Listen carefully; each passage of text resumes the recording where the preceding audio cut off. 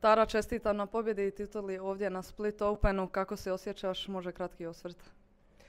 Pa evo, znači, zahvaljujem se svima prvo koji su došli. Publika je bila odlična. Ajmo reći, kroz cijeli tjedan.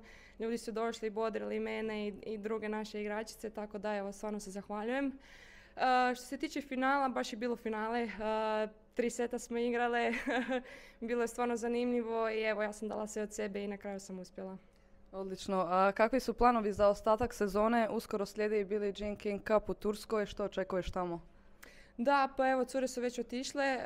Ja ću im se pridružiti sutra i evo, znači, stvarno mislim da smo dobra ekipa, da ćemo dati sve od sebe i na kraju rezultat će pokazati u najboljem slučaju da prođemo skupinu.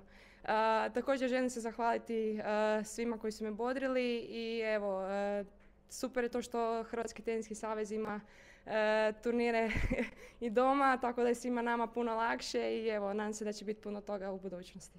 Evo i za kraj još jedan savjet za sve mlade sportaše što isto žele postati profesionalni tenisači.